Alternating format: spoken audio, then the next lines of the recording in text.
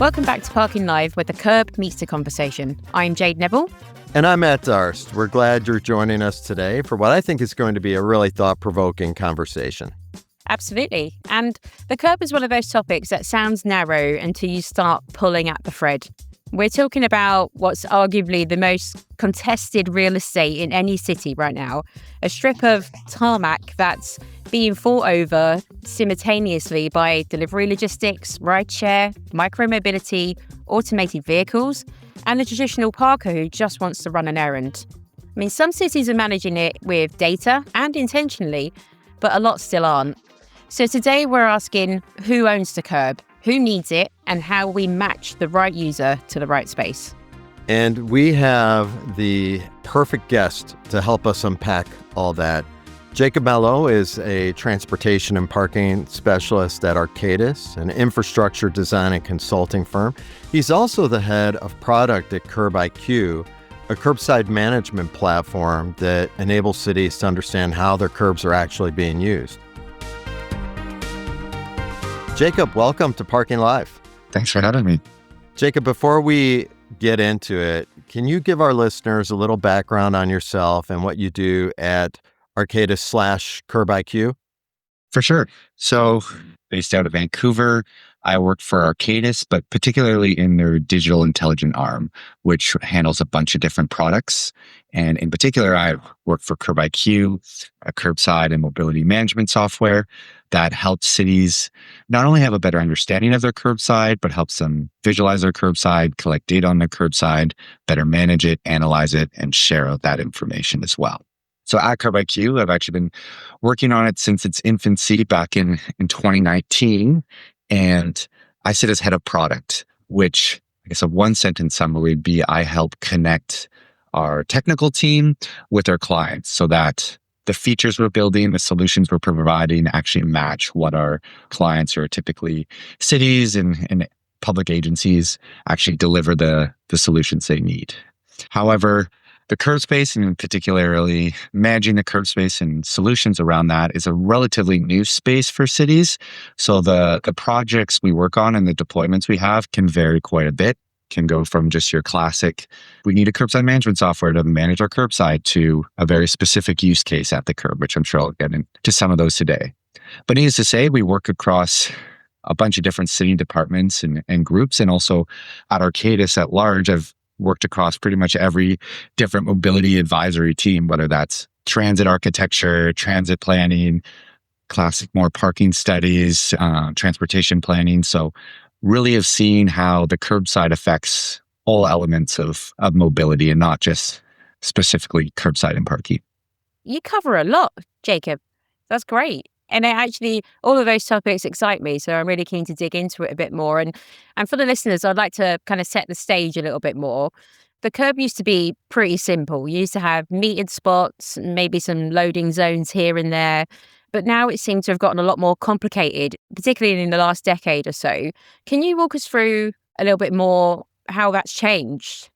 Yeah, exactly to your point. I'd say 10, 15 years ago, when we thought about the curbside, it was really just a place to store vehicles, whether that was paid storage, permit storage, free storage of vehicles. And when cities talked about the curbside, they didn't really talk about curbside. They just said they were doing parking studies or parking master plans. But in the last decade, that's changed. And we've seen a lot of cities go from just focusing on the parking side of things to more calling it holistically curbside management and curbside planning. And that's because when we look at the curbside, also exactly to your point, the demand for it has risen exponentially. So whether it's from TNC drivers like Uber, Lyft, taxi, needing to do pickup and drop-offs, the increase in deliveries door to door from logistics companies, the public taking back some of that curb space for other uses, whether that's curbside patios, pedestrianization space, bike lanes, transit lanes. All these different uses are emerging, but also at the same time, we have the exact same amount of curb space. It's a scarce resource. Even just thinking of the neighborhood I live in, it's getting denser and denser with, more high-rise buildings going up, densification happening, more restaurants, more deliveries happening in that area, more people. Yet in the last, not even just 10 years, but in the last 50 to 100 years, not a single space of curbside has been added. The roads are there. You're limited to what's actually available, yet the demand has risen exponentially. So you're really seeing this curb space becoming some of the most valuable space available in cities, and also more and more different ways to use that curbside. That's really great framing, this idea of the public taking back something that was traditionally used for vehicle storage. And it's not just hypothetical, right? We can look at places like New York or Chicago, where curb demand studies show commercial vehicles are occupying passenger loading zones, as well as bike lanes and bus stops at rates that are really alarming and creating a lot of risk with sudden vehicle movements. We also know double parking is a significant contributor to urban congestion. So the competition for this limited bit of real estate is real and measurable. What does that actually do to the availability picture for someone who is just looking for parking? Yeah, I think ultimately it has become a lot more difficult for the average person going into a city center or even just to a busy corridor to find a parking spot.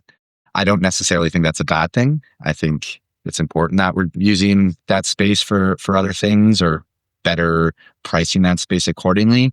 However, because it's becoming more difficult, we need behavior to change, because I think it has shifted from just being a parking problem of like making it harder to find a parking spot to some of those other issues you were mentioning, Matt, where now because that person can't find a parking spot, they're double parking, they're illegal parking, and it's becoming a transportation problem because that's now causing congestion in the right of way. You have people circling for parking, those illegal spots backing up traffic. And now it's an issue not just affecting the people looking for a parking spot, but everyone trying to get around the city. So I think what I was alluding to before, this idea of the curbside is really an issue that affects all aspects of mobility. And that's a good point, because I think there's an equity dimension here too, right? It's not just about convenience. It's about who has access to information and whose needs get prioritized. For sure. And I do think in many ways the curb space has gotten more equitable as we're giving access to more and more users, but I think there's still a lot of work that needs to be done there. And I think it ties in specifically to what you're saying with like lack of information. And I think there's a lot of users losing out because they're not aware of the space available to them, or the space that should be available to them. It doesn't matter how many accessible spaces you put in, or bike lanes or what have you, if the public doesn't know about where those are located or how they can use them. Yeah, information is the key, isn't it? And communicating it in the right way is definitely going to be how we unlock the door for end users at the end of the day. Who's going to be the main point of focus for all of this. You frame this around the concept of the last block. I love that because it captures something navigation apps get wrong. I mean, your GPS says you've arrived, but now what? It doesn't guide you to where you need to go in terms of your parking space. The spot you experience is, you expect it to be free, is occupied. The sign's confusing. There's a delivery truck blocking your view. There's so many different things happening for that person that's trying to look for a space. Can you walk us through what's actually happening in that final stretch and what it costs in terms of congestion and driver frustration when they're experiencing that? Yeah. And I think this is a point of frustration I've always had, especially with like when looking at some of the navigation apps of, let's say we compare transit on a navigation platform compared to just driving. When you look up transit, it gives you the amount of time you have to walk to your transit stop, the amount of time you'd have to wait for that bus, the amount of time on the bus, and then the distance to walk from the last bus stop to your destination. And it factors in all those things and the amount of time it takes. Whereas if you look at driving to a destination, it just naively assumes that there's going to be a free parking spot waiting for you outside your destination, and you can step in right into the front door once you arrive. But like you said, that's not the case in reality. Once you arrive, you have to start looking for parking. It may be a block away. It may be 3 blocks away. That parking could cost $2, $3, $5 an hour. And if you had all that information at the onset that you might have to circle around for parking for 10 minutes and that you're going to be paying $10, $15 for parking opposed to the $3 transit fare, you might have actually changed your decision about what you were going to do at the onset of that journey and how you were going to get there. So I think we've never seen the real cost of parking in navigation. And I think providing that info is key for users to form decisions. And I think this becomes applicable for all use cases as well. For like loading zone vehicles, logistic vehicles, understanding where they can actually start and end their journey. And if we start to provide that information, it can start to resolve some of those issues we're having in terms of double parking, illegal parking, and the congestion that comes along with that. It seems like parking is certainly the missing piece of the transit puzzle, isn't it, really? It's always kind of that overlooked segment. And we have the same situation in the UK where parking and transport links and transport planning are not necessarily seen together. They are seen in their separate silos. And that knock-on effect of being able to plan your journey can easily have somebody default to the use of a private car opposed to public transport in some cases when it goes the wrong way from a transit perspective. But from a parking and driving perspective, it's that missing piece that causes all that frustration at the end of that journey. For sure. And I think you nailed it really well there when you said it's like people not talking to each other. And yeah, oftentimes the parking department is completely different from the transportation department and even exists under a whole separate entity. And if those two groups aren't talking, you're always going to have this bit of conflict and understanding how users are consuming that entire journey. I think, too, when you layer in the lack of matching parking to the individual need of the user, that's a whole additional challenge. And that's kind of something I spent a lot of time on earlier in my career, was looking at things like undemarcated parking, right? And the impact of undemarcated parking where there are no stall markings on the ground. And the theory that was put forward by multi-space parking meter vendors back in the day was the lack of stall markings actually improves availability by up to 10%, right? And so cities were kind of clamoring for it. But then you see it in practice, and all it takes is that one person to say, well, I want to leave 3/4 of a vehicle between my car and this other car. And then it torpedoes the entire idea, right? And in fact, there was a DC study where it actually reduces availability. They found that stall markings actually increased availability. I think you can layer into this as well that it's not a problem that just happens at one point in time. It is something that maintains itself throughout the day. It's like wave theory, right? Where you have people rubbernecking at an accident and they're slowing down. You feel that hours and hours later, and you see that with the data related to parking as well. So I'd like to talk more about that, about how you layer in the vehicle type, the cyclist, the e-bike delivery, the box truck. They each have these completely different footprints and dwell requirements. And the matching problem, I know, starts with getting inventory right, but is there anything else we should be looking at? Yeah, I think I feel like I'll be making a few comparisons today, but like thinking about how a bus gets around or a bicycle or a giant delivery vehicle, they all have either dedicated lanes or dedicated or restrictions on where they can turn or where they can't turn. And that information is to help them on their journey. Yet I think at the final endpoint where they're actually going to the curbside, that information isn't available to them and they're not aware of what they can and can't do. So their last part of their journey is where you can see that illegal parking, double parking happening. And a very good example of this is like, if you're a delivery driver on a highway, you know what bridges you can fit under and you have that information in advance. So you're not just showing up at a bridge and going like, oh, I'm not going to fit under here. I'm going to have to do a U-turn on the highway. Yet when a delivery driver shows up at their destination, even if they knew there was maybe a space there, they show up and they can't fit in that space because they're too large. And I think the same way we're sharing information on a journey, we should also be sharing information at the destination to help those vehicles understand, okay, these are where the large loading zone spaces are, or here where there's an EV charging location if I need to charge my vehicle while I'm also here. And that type of information being passed on, I think, can help all those different types of vehicles or types of journeys be more successful. Well, that's really a cool thing you said there. We need to maybe reframe parking as being not the end of the journey, but maybe the start of the journey, right? It needs to be so painless that The journey starts when you get to where you want to be. It doesn't end. It's not a process. It's not a Dungeons and Dragons campaign that, is painful and ends at you finally finding that space and defeating a dragon. Yeah, ideally it's something that's I think there's one of the parking app companies has this. They basically want to make parking effortless, or like something you don't even have to think about. You should just be showing up at your destination, and you should be going to the spot where you can just pull in and be done with your journey and be able to do whatever you're doing at that destination.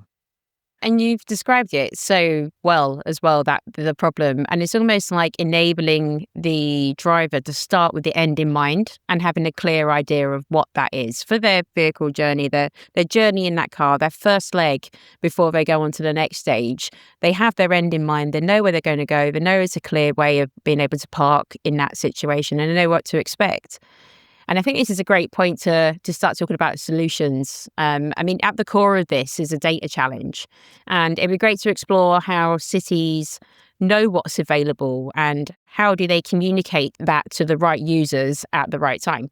Well, I'm glad you said it was a data challenge, and maybe I'm the bias. Maybe we're all a bit biased here for all or data nerds at heart, but I agree. I think ultimately a lot of the issues we're seeing is a data challenge, and maybe not to scare people away by saying it's a data challenge, but more of just like a lack of information sharing. And I think if cities are able to share this data with vendors and the public, that's going to be a huge key to success. To pull up another comparison, I think looking at GTFS and MDS. So GTFS, the General Transit Feed Specification, before that existed, if a user wanted to look up how to get somewhere via a bus or subway, they had to go and download these clunky PDF schedules. And it wasn't until the city of Portland partnered with Google at the time and decided to digitize the way transit information was shared so that navigation platforms could pick up that information easily and share that with the public. And we saw very quickly, within a matter of a few years, all these different cities adopting GTFS so that they could share their transit information more easily with the public so that people would adopt transit as a mode of transportation. To the same thing with MDS and sharing micromobility data, and so that users know where e-scooters are, where bike shares are, so they can actually make decisions on their journey. And I think it's the exact same thing with curb data. And I know that there's organizations out there trying to push for that. The Open Mobility Foundation, which actually sit as a member on the steering committee for the Curb Data Specification, or CDS. OMF is an organization, a non-for-profit organization that looks to adopt and grow these specs, both MDS for micromobility and CDS for curb data, so that there is a standard out there to have cities collect this information, standardize this information, and provide a set way to get this information out to the public. And I think that's going to make it that much easier for logistics companies, navigation platforms to take this information and make use of it. I think a good example of that of just, if you're a logistics vehicle company and you're driving downtown, instead of arriving at your destination, if a CDS data feed instead told you there's a loading zone around the corner, instead of arriving at your destination and then searching for that loading zone, you'd actually go directly to that loading zone again, and would help streamline that trip and relieve all the issues not all the issues we've been talking about, but help relieve some of those issues we've been talking about. And I think everything at least I was talking about there, is more on like the data sharing side. I do think there is an element of hardware on the side too, in particular for understanding availability. So we're hearing lots about sensors and cameras to track occupancy at the curb, both historically and in real time, so that not only you could tell a vendor, hey, there's a loading zone around the corner, you could say, hey, there's actually an available loading zone around the corner. And I think that's an important element. I do think hardware can be quite expensive and has its specific use cases. It can't just be deployed en masse across cities. But I think there is definitely a use case there. I would also put forth the argument that using transaction data, so where vehicles have actually paid for parking, is also a good representation of occupancy, both real time and historically, to help guide users where they should park. If you know there's a lot of people paying for parking on one street, maybe you suggest a user park one street over. And that's just another way cities could share that information to help affect user behavior.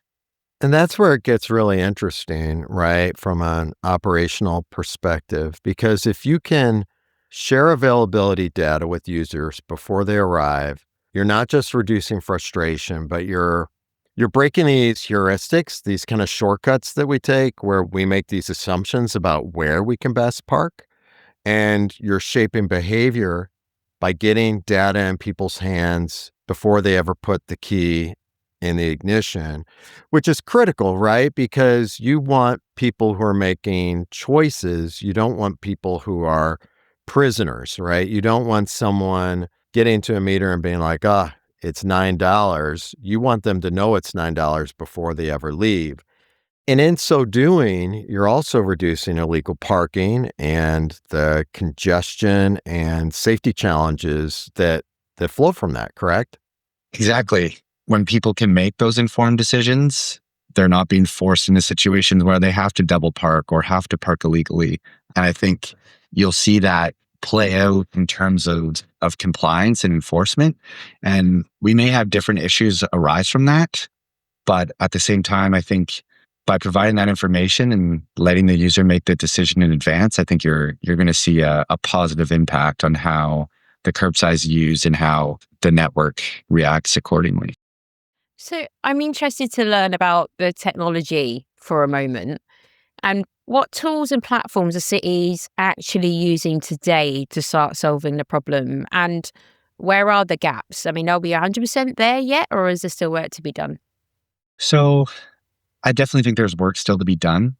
I will say, I think particularly on the operation side with technology, there's still a lot of kinks being worked out, but there also are a lot of great solutions out there. I think at least some of the work I do more focuses on the data sharing and the planning side of things. As I mentioned, providing that data and information sharing is important. I think there's a lot of good conversations happening right now between cities and logistics companies and different vendors of and users of the curbside to understand what their needs are. I know a couple of things we're personally working on that seem to become quite popular with cities. One is our real-time parking maps. So using either existing hardware cities have, whether that's sensors or cameras, or using transaction data to then have a visualization of where all the parking is in a city, as well as which spaces are available based off that data. And that's a public map that the cities are finding useful to share with residents. There's also the element of sharing that information directly with navigation platforms and stuff. I don't think we're quite there yet, but we're seeing that become more of a thing. Also, trying to break down the barriers between different departments. I know we just did some work in LA where they have a bunch of data on taxi rideshare trips in terms of, and that was in MDS format because it's mobility data. So where those trips are starting and ending. And we were able to take that data and overlay it on our curb inventory. So seeing where these vehicles are actually starting and ending their trips to help see, okay, do we actually need pickup and drop off zones on this section of the block because trips are consistently ending there? Are we seeing that they're using paid parking spaces? Are we seeing they're actually using the spaces that are dedicated to them? And starting to take that information to make more informed decisions on the planning side of things. And I think having your cities are trying to get their own house in order in terms of planning and decision making, which will then hopefully help inform the operations side of things. I do think once you get into the operation side of things, there are still some gaps there. You can share all this info you want, you can monitor the curve all you want, but actually enforcing the usage of these different spots can still be difficult to execute in reality. We've got to talk about autonomous vehicles. Waymo is operating commercially in multiple cities now. Others are deploying in San Francisco and Chicago and elsewhere. And the AV question has moved from theoretical to practical. The vehicles need somewhere to stop, somewhere to stage, somewhere to refuel, and they behave differently than human drivers. I've read recently that they even have preferences for how these vehicles exit lots and enter traffic. Does that all make the curb easier to manage? Because AVs could theoretically follow the rules more precisely and be more in tune with these availability maps, for instance? Or does it add a new complexity? And I wonder, will they treat parking and illegal parking like a cost of doing business, like a lot of delivery companies do today, where you see cities just having to settle every year the amount of parking tickets that like an Amazon or other delivery company owes? I think it can go both ways. And I think we're already starting to see it go both ways. Starting with like the positive side of things is if we compare a taxi driver to an AV driver, it doesn't necessarily matter if you tell a taxi driver where the pickup and drop off zones are or where they can meet passengers. If there's someone in the back seat and says, just can you pull over here to drop me off, that taxi driver is probably going to do that, even if there is a no stopping sign there or no parking sign. However, there's the opportunity with these autonomous vehicles where we can say, hey, you actually can't end your trip at this space. And I think a good successful example of that is with micromobility and how MDS was used to help cities dictate where these micromobility vehicles could and couldn't operate. And I think maybe we've all experienced it. You've been on an e-scooter in a city and you hit a no-go zone where suddenly your e-scooter turns off because it's not allowed to go in that area. Or you try to end your trip and it's like, oh, this isn't a designated spot to end your trip. You have to go into one of the areas to be able to end your trip. And that was in response to the micromobility chaos in the 2010s of seeing these scooters dumped on every given curbside and public space available. And it actually helped solve this issue. And end users ultimately accepted that and were okay with having their trips be slightly more restricted to where they can start and end journeys. And I think there is an element here of private companies using the public space for those journeys. And I think there has to be some of that give and take of if you're going to use these public roads, you may have to use them in a certain way. But I think we can, in theory, do the same thing with autonomous vehicles and say, hey, you have to end your trip at this destination or pick up passengers at this destination. You can't use these other spaces that aren't meant for it. And I think that could be programmatically built into the system and make it work quite well. The one thing I'll add on that, which I think worked really well on the MDS side as well, is that to help make that successful, you need those vehicles to share back trip information with cities so they can make decisions accordingly. Because mapping out where those trips are happening can then help reflect, okay, where do we need to add more pickup and drop off zones? Where do we need to have more dedicated space for AVs versus where we don't? And we see that's helped reflect where MDS and micromobility puts their parking zones or no-go zones or what have you. And that's a problem too, right? The data can be so anonymized. By the time you get it as a government entity, it's useless. If you're treating an 8-block stretch and both sides of that street and different times of the day as all being the same thing, it really doesn't give you the insight. And then just side note for my Chicago peers, Lake Michigan is not an e-scooter parking lot. I just want to point that out. There are many that end up there for some reason. I don't know if it's like a mermaid thing or what, but it's a challenge.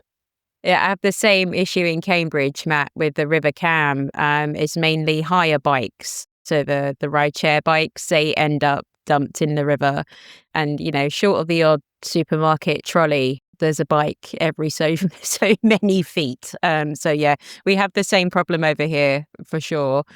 So I feel your pain. And also, Jacob, I think you alluded to you'd been on a e-scooter before and used one of those things. I'm not brave. I haven't been brave enough to do it yet. I'm trying to dodge them half the time on the footpaths in the UK. It's they're quite quick. No, that's totally fair. I think having been on them in Europe too, I know like some of the cobblestone streets and stuff. I'm like, I should not be riding one of these. Oh yeah, the cobblestone streets. Oh yeah, your eyes are still vibrating in your head for like 10 minutes after you finish your journey. Right. I don't recommend it. Let's pivot a minute to enforcement. I'm an operator. I started off as an operator in my career. So I spent a good 10 years of my 20-year parking career working as an enforcement operator in the UK. And I would like to hear how passing this availability information on to users could impact on the enforcement strategies from a city and an authority perspective. Is there more you can add on that?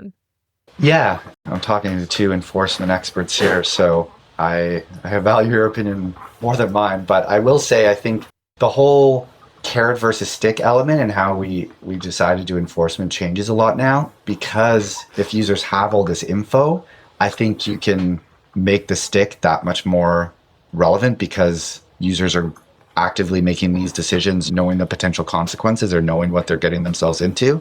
And in fact, in some cases, we're even seeing that stick may become automated enforcement, whether it's cameras on vehicles driving around or even on buses detecting cars in bus lanes. And I think we're seeing that become a lot more relevant.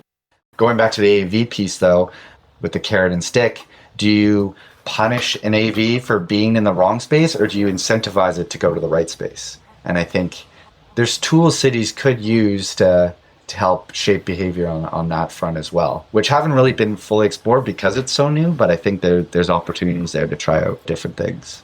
That's an exciting concept. Reward the right behavior opposed to necessarily punishing only the bad. Yeah, just to talk through a scenario of like TNC rides in cities right now, there's a lot of cities have like a fee built into each trip. And in theory, you could have something if that trip ends in a dedicated pickup and drop off zone, you can get a deduction on your ride fare price. Whereas if it's seen that trip didn't end in one of those zones, maybe there's a little charge added. Those are things that cities could consider as a way to not only generate revenue, but also help shape behavior on some of these trips. I like that idea a lot. And I think with this layer, you could actually even marry it to severity, right, in terms of enforcement. So typically when cities do enforcement, a meter violation is a meter violation. A loading zone violation is a loading zone violation. If I park in a meter at 7 a.m., and there's 90% availability, I'm treated as if I have created the same amount of social harm as someone that parks at a meter when there's no availability and illegally parks, right? Similarly, I overstay a loading zone for 2 minutes. Should that person be punished less than someone who's parked at that loading zone all day? Do you have thoughts on how LPR and these other technologies can maybe not just help produce carrots, but modify the length of the stick, if you will, so that maybe there are warnings or habitual violators getting citations, etc.? Yeah, enforcement has been operating the same for a long time, and it has worked really well. But we're now seeing with a lot of these different use cases at the curbside, there's a lot of different ways they could be enforced. And exactly to your point, so it's like a loading zone that's a 3-minute pickup and drop off. How do you enforce that without constantly having an officer there? And that's where we're seeing other technologies emerge, such as automated enforcement with cameras and such, where you can actually catch some of those events and you can either charge for using that space accordingly or charge for the illegal use of that space accordingly. And I think some of those have been successful, but I think by and large, cities are still figuring out some of these new challenges and how to face them. And I will say it almost sometimes is the extremes that have to cause new adoption and new ways of thinking. I already referenced the micromobility chaos of all those scooters being everywhere and cities having to adopt different policies to handle that. I know Seattle recently with AVs, they were having autonomous vehicles blocking routes for emergency vehicles because they would just stop and then a fire truck can't get through. So they're enacting policies to reroute AVs away from any emergency routes that are defined by working with emergency departments to get that information. And who knows, maybe 5 years down the road, we'll see a situation where AVs are taking up all the paid parking spaces and just stopping there because they know it's a spot they can stop that no one else is currently occupying it. And then we're going to have a different way to enforce that. So I think it's a very evolving landscape, and to be honest, in some ways, a very exciting time to be in this space. But yeah, I think those challenges are still being figured out and how to address them. Yeah, the ever-evolving landscape. And that's a great way to put it. And you're right. I mean, the use of the curb is changing so frequently, it's almost hard to keep up. And technology is now moving quicker as well. So that's the exciting point of it. We can move things forward a little bit faster to try and keep up with the changing demand of the curbside at the same time. And one thing that's always been quite lasting is pricing. Pricing's always been there, and it's a lever that cities have. And DC set the template way back. And since then, we've seen San Francisco and LA's demand-based pricing zones, New York's congestion pricing conversation bleeding into curb policy, and European cities as well are essentially treating the curb as a market. But demand-based pricing is genuinely controversial. There are real equity critiques. How does that conversation stand today? And does better user matching change the calculus on pricing at all? Well, first and foremost, as a data person, once again, like demand-based pricing just makes a lot of sense to me. If something's in high demand, we should be charging more for that space. And I think for too long, the opposite has been the case, just because we have, whether it's public sentiment or the fear of raising parking rates, that cities have just not been adopting higher rates to better reflect the value of that curb space. To your point, though, there is a big equity element there. And something that always resonated really well with me is actually from Donald Shoup, and I'm sure we have some Shoupistas listening, and I'm sure you both are as well. But the whole, you can't just raise rates, and you should first and foremost charge for that space accordingly and charge for the value of the space. But at the same time, you need to use that revenue to give back to the community. So whether that's dedicated parking funds where any revenue generated from parking meters or parking spaces then goes back into that neighborhood can be a great tool to kind of give that money back to the community. I think there are also several programs that cities are developing about whether that's exceptions for residential permits or lower income programs where you can get a discount on parking. There are solutions that can work nicely alongside raising parking rates. And I think those do need to happen in tandem. You can't just raise parking rates without having those tools in place to complement it. It's a monster of our own creation, isn't it? I mean, for 70 years, we maintain these static rates. And then when we say, hey, this guy, William Vickery, had an idea in the 1950s of allowing parking meters to take different rates in order to manage time. Actually, I think Shoup was a Vickery acolyte. The technology just didn't exist at the time to allow it to happen. And Vickery actually had won a Nobel Prize for this work in parking, believe it or not.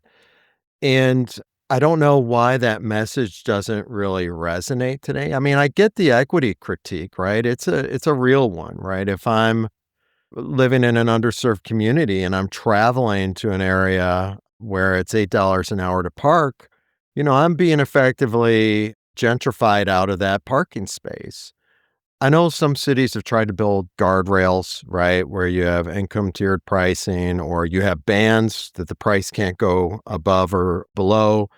And I know in some cities like LA, it was an easy story to sell because basically 2/3 of the meters had reduced rates, and the ability to find a parking space that was cheaper increased. It was like I had a 40% chance of finding a cheap parking with a block of my destination before the rate changes started, and now it's a 90% chance of finding cheaper parking. So that's a good access story, but I'm not sure this message is resonating because it's a critique that still kind of looms. Yeah, definitely. I will say my first thought there was it's good to know I have a chance to win a Nobel Prize if I stick in the parking space. Right. Let's hope. Yes. But I think it's always a tough conversation when it comes to parking. And it's funny also working in the space. And it's actually talking with people that just friends and family that know I work in the space. It's always a heated topic when it comes to raising parking rates. And it's just historically has always been a big point of tension. And I mean, even to compare it to something like amusement parks and fast passes, like that idea of paying more for better access, that does give people a lot of mixed feelings about how that works. And the fact that it's coming from the city, who should be providing a public good, and public access to get to destinations, should they be charging for space like that? And it does bring up a lot of those tough questions.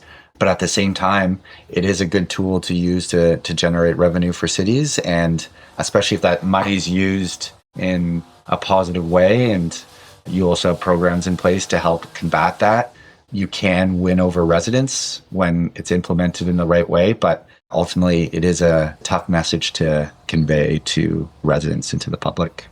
It's that changing behaviour tactic as well, isn't it? Where you're incentivizing, you'll make the areas which have less pressure cheaper to park in than you would do the areas which have got more of a dense population, or, where you're striving for space. It's just like shifting the behaviour through incentivizations and pricing, which also has to change with the demand of the curb, right? So that has to be a fluid thing in itself. So it's an interesting conversation that's always going to develop, I think, and it's always going to be had. And there will always be interesting arguments on both sides, but I'm for using demand-based pricing to shifting those elements of pressure from one element to the other, one space to the other, where it would cause less social impact and social harm. I think that's the way that we can steer those conversations to be for the good of everybody that's using it. And I would like to also use this opportunity to shout out the cities and the programs that are actually using models that work and are getting it right now. So who would you say they are? Is there any programs or cities that you can call out that are getting this right at the moment? And what would you say good looks like in practice for that as well? I think specifically looking at the paid parking element side of things, I know some work we're doing with Arlington County where it's very much not framed as a revenue generation piece. It's about reallocating space and making sure there is a better spread and usage of parking in general. I think by having that language and focusing that as the conversation resonates and lands a lot better with residents.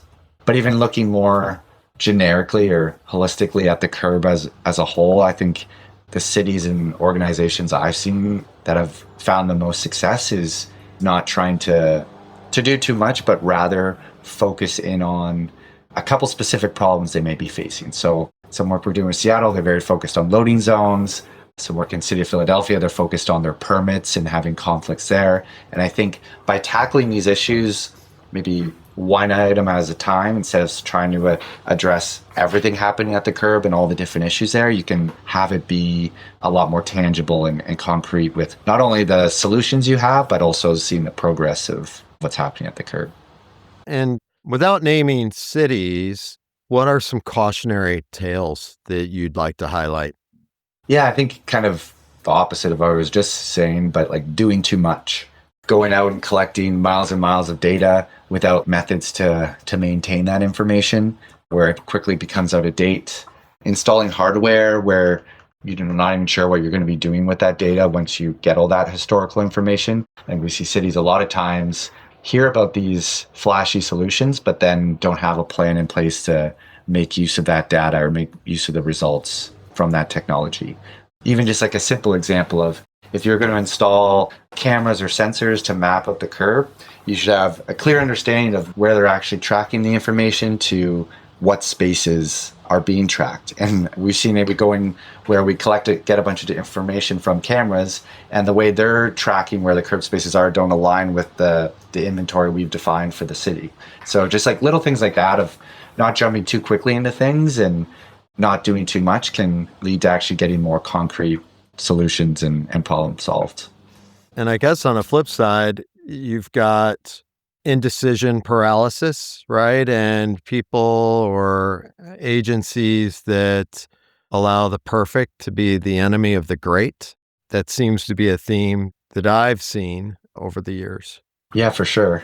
I think even just like speaking to, say, cities and agencies and what they're trying to do, yeah, it doesn't need to be perfect. I think picking some clear problems that you have and trying to apply specific solutions to them makes a lot of sense. I think putting on my product hat here, I think that's what we find has worked most well with CurbIQ. Instead of just being like, here's some flashy software, we instead go and focus on specifically the problems cities are having and try to make our solutions work well to solve those problems. recent example I think is a good one is that some work we're doing with the city of Boston. And sure, it would be nice to digitize the entire curb and have this flashy map showing off all that information.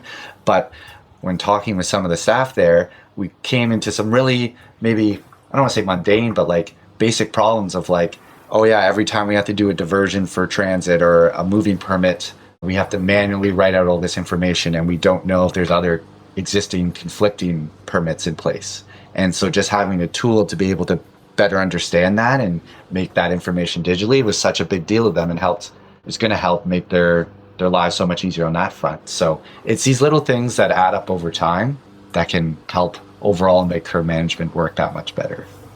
If someone's listening to this who's a parking director or a mobility planner who's just starting to grapple curb management, and it seems like a daunting task when you're kind of looking at it from the start here, where would you tell them to start to get the best outcome? Once again, I'd say they should focus in on specific problems and not just apply the technology without having a plan in place of how that technology is going to be used.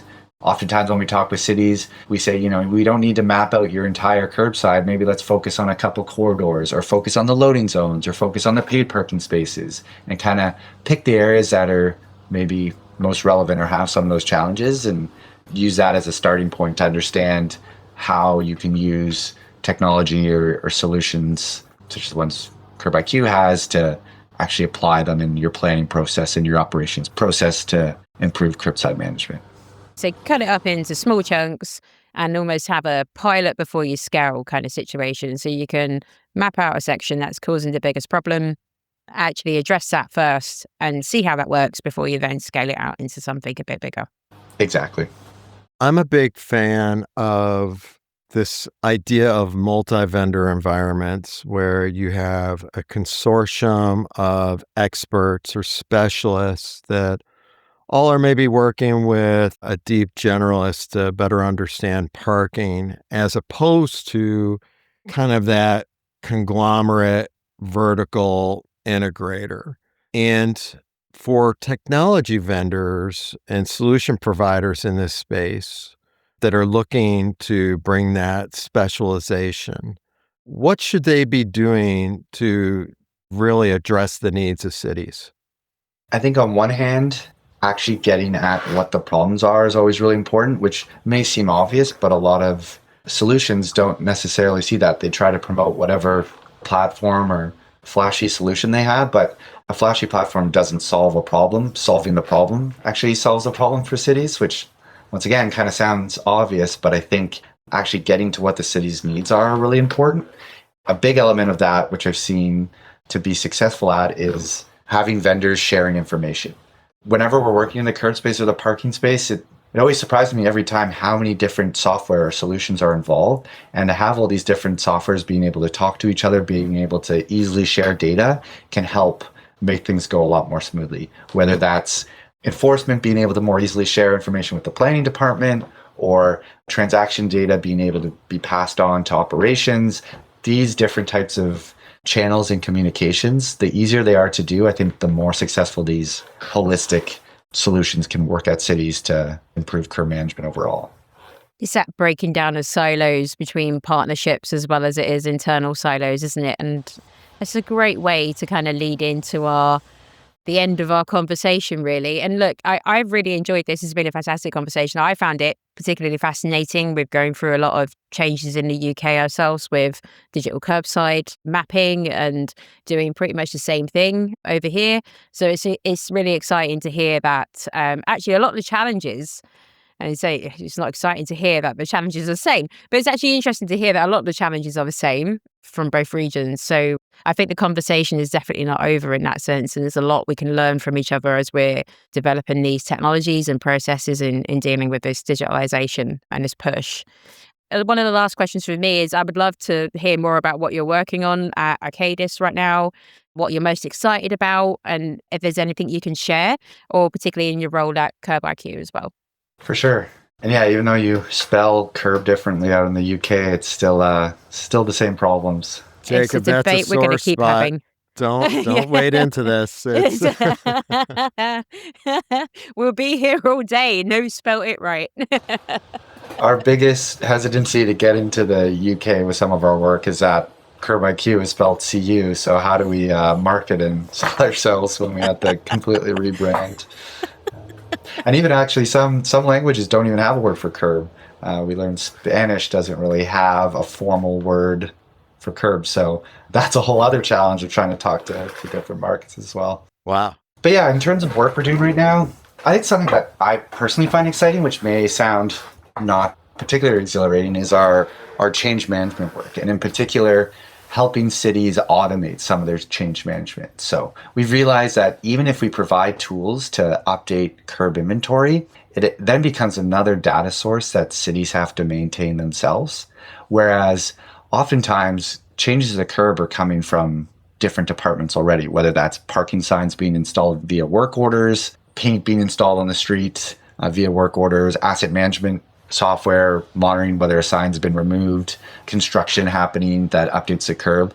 And if we can take in those changes from those other sources and then automatically update a digital curb inventory accordingly, it makes it that much easier for a city to know they have a central source of truth of curb data. And then from there, now that that's been handled and they know their curb data is up to date, we can then focus on, I think, more of the exciting stuff of sharing that data with the public, sharing it with other vendors, doing the analytics side of things. So this automation of change management, it's been something we've been focusing a lot on because it's like that step that's needed before you can be confident in the data you're sharing. So we're seeing more and more cities realize the value in that step.